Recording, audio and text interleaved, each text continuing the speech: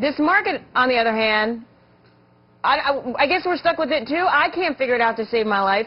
Thankfully, Rob Russell's here with us, president of Russell & Co., in from Ohio. Yes. Welcome, welcome. City's been beautiful, so enjoy your time while you're here. I am so skeptical about this market, but at this point, I don't even know what I'm skeptical about. Right. Gold is up. I don't buy into that story anymore. Quantitative easing, we're riding the wave on that.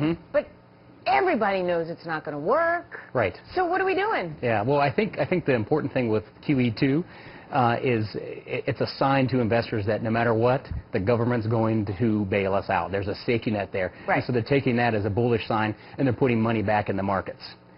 So it's one of those market very myopic, can really care less about the fact that it's setting us further into debt, only thinking about today. Right. And today, we're getting money. That's how we see it. Right. It's the short-term perspective. Sure. In the long term, it's going to be painful, but in the short term, people are trading on it. But people are not, right? Traders are trading on it. Traders, but yes. Right, yeah. So let's talk about this, though. Volume has been anemic. There's no has. participation in this market. Yeah, that's worrisome. It's very worrisome. Yes. What's it going to take to get people back? Well, I think here's where it's going to happen, is we're really on the verge of a moment of clarity. And really, people are very uncertain. You always hear that word, uncertain about what the government's going to do next, where taxes are going to head. You know, in just a few weeks, we're going to find out. Do you think that's going to make a difference? I think it will. Because they still have to vote on it all. I agree. I certainly agree with that. And, you know, maybe the polls will be wrong, but I think there'll be a pretty clean sweep with the Republicans. I think we'll have a little bit better idea where we stand, a little more balance of power in Washington. The rumor, I mean, the story or the belief now is Republicans will take the House, probably still not the Senate. So we'll have a little bit more balance of power. Right. That could just mean nothing, right? That could mean gridlock. Yes, exactly. Yeah, it could, but gridlock's better than what we've been doing. Right. You know, fair enough. So people are looking for that certainty, that clarity, and I think that's what we're on. And I feel a little more positive in the fourth quarter than I have actually all year because of this. We saw about $155 billion going to bond funds last year. I think, and then versus $23 billion into gold ETFs, maybe 50-something into emerging markets. People are still pouring money into bonds. Yes. And pouring money into gold. Yes. What does this say, though? Because to me, they're behind it. If you're jumping into either of those two asset classes right now, you missed it. Yes. But maybe I'm wrong. I think it's that safety conscious, that risk-averse investor. And I understand what they're thinking. They're thinking there's a roller coaster on the market. I'm not earning anything at the bank account. Right. Where's the medium? Right. And the medium is the bond market. However, that's not without risks. Right. Because as soon as interest rates rise, and they're going to rise, you're going to have a crash in the bond markets, and people are going to lose a lot of wealth. And I think there's better strategies. But are they going to rise? I mean, if the government keeps pumping money into this market, true. Rates are going nowhere. Well, the Fed already kind of, tipped their hat, so to speak, with their mandate on inflation. I think they're going to rise. The question is when, not if. Is it going to happen tomorrow? No. Is it going to happen next month? No. But it could very well happen in the next year. A 1% rise would send a long-term bond price down by 15%. That's fair enough. Do you worry about deflation at all? Yeah, but really, that's a shorter-term problem. Yeah. I really look at the inflation as the longer-term problem because of this continued quantitative easing and manipulation. So how are you, where are you putting your clients in all this? Okay, well, what we do with our clients, the clients that are 50 plus, that's who we serve. We're building their fiscal house, having an appropriate amount of risk. A lot of folks are over-invested in the market. That's where they're getting, really nervous. Really, the best place to start is the prudent investor rule I'm sure you heard of. You take 100 minus your age. The remainder is the amount you should have at risk. Does that still hold, though? Absolutely. And you might want to, at Russell & Company, we're the sleep well at night folks. So we go one step further, and if it's a 60-year-old, they shouldn't have more than 40% in equity, so to speak. So we go one step further and say, if that 40% was to be cut in half, would you lose sleep at night?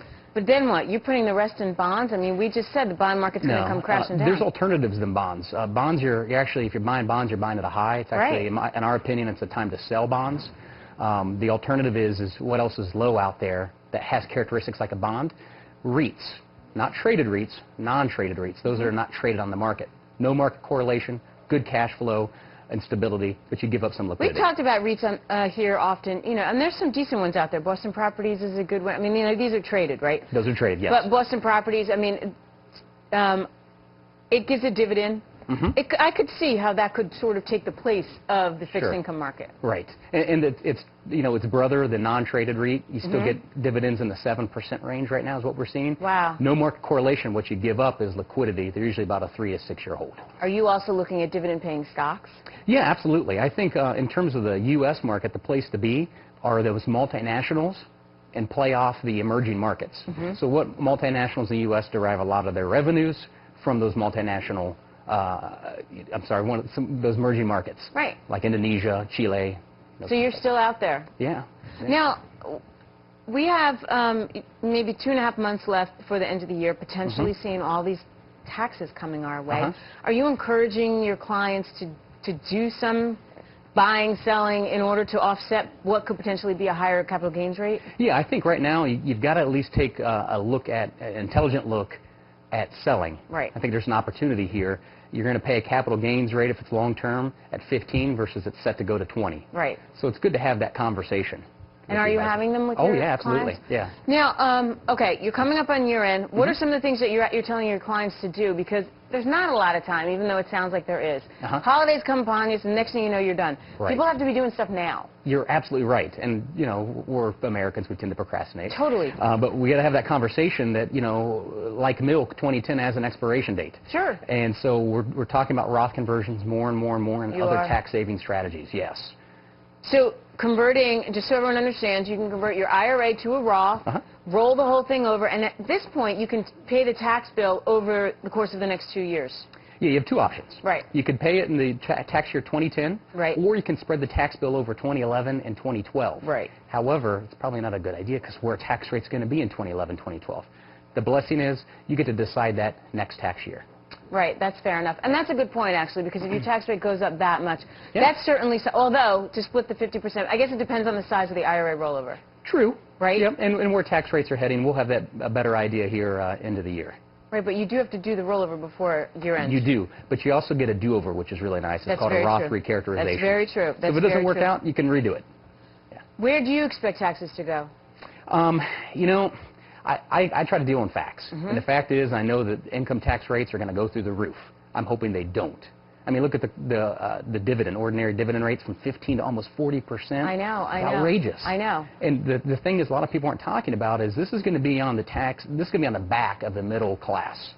To be in the 28% bracket for somebody married filing joint right now, you only have to make like $43,000, $44,000.